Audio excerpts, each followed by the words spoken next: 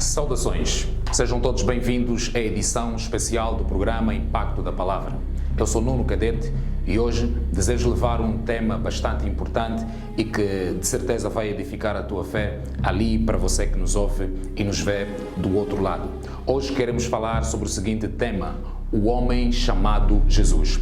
Para tal, vamos usar o texto de João, capítulo 9, versículo de número 10. Assim diz a palavra de Deus. Diziam-lhe, pois, como se te abriram os olhos? Ele respondeu e disse-lhe, o homem chamado Jesus fez lodo e untou-me os olhos e disse-me, vai ao tanque de Siloé e lava-te. Então fui e lavei-me e vi. Obviamente, esta história, segundo o texto que acabamos de abrir, fala-nos a respeito de um cego que tinha sido curado por Jesus. E eu quero tomar este texto para falar essencialmente a respeito da pessoa de Cristo, Jesus, o homem chamado Jesus. Jesus é o homem mais extraordinário que pisou a terra. Jesus impactou o mundo de tal forma que a história ficou dividida em função da sua pessoa. Hoje nós conhecemos a história falando de antes e depois de Cristo. Por quê? Porque os feitos de Jesus impactaram a terra de uma forma extraordinária.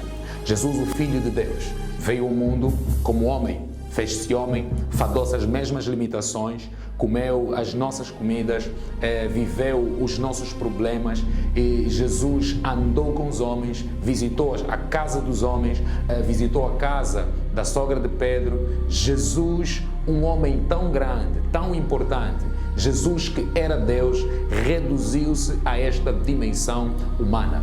Mas o que mais me chama a atenção em Jesus era a qualidade das suas palavras, o impacto daquilo que ele falava. Jesus conseguiu congregar 12 homens diferentes, de caráteres diferentes, com educações diferentes, de níveis sociais diferentes e conseguiu introduzir uma mensagem que mudou a vida destes homens. Uma mensagem que transformou-os radicalmente. Jesus pegou no cobrador de imposto e tornou-lhe um grande discípulo. Jesus pegou no pescador de peixes e tornou-lhe pescador de homens. Jesus era um homem extraordinário. Jesus é um homem extraordinário que impactou a vida de muitos, transformou-os para o melhor e tornou-os pregadores de uma mensagem que até hoje ecoa pelo mundo todo e tem impactado vidas ao redor do mundo.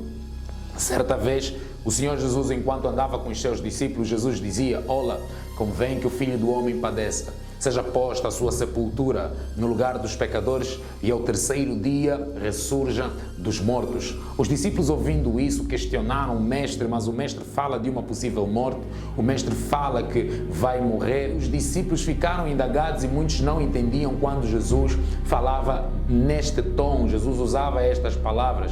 Na verdade, Jesus estava a referir-se à sua morte. Logo, Jesus foi um homem tão grande que ele sabia que a missão dele na terra era morrer.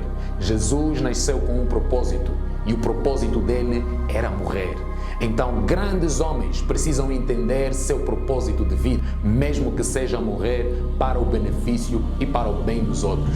Talvez seja por esta razão que os discípulos aceitavam ser martirizados, aceitavam morrer por Cristo, porque eles entenderam que o cristianismo é uma religião que pressupõe ou que necessita que cada um de nós morra para si mesmo, para viver para um plano maior. E esse plano é o plano da salvação, é o plano ligado ao reino de Deus. Jesus sabia que era morrer. Jesus fez grandes sinais por todo Israel. Jesus andou ressuscitando os mortos, dando vista aos cegos, como o caso do texto que abrimos. Jesus levantou paralíticos. Jesus era seguido por tamanha multidão que a certa altura Jesus foi capaz de transformar, Jesus foi capaz de multiplicar pães e multiplicar peixes para alimentar a multidão faminta que estava com ele. Só que se cumpriam os dias e Jesus tinha que morrer pela causa da salvação da humanidade. A Bíblia Sagrada diz que este homem tão extraordinário, tão seguido por multidões, passa por uma das maiores crises da sua vida. Jesus foi traído por Judas.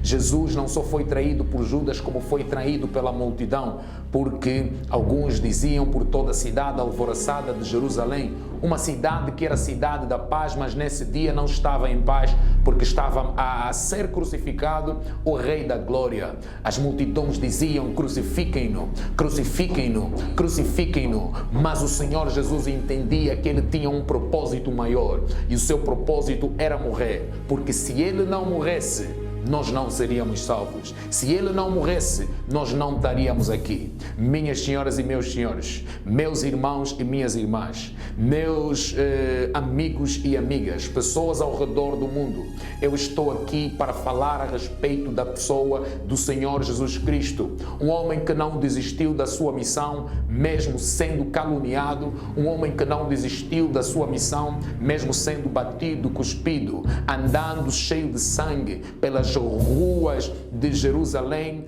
andando com uma cruz às suas costas e, por fim, sendo crucificado.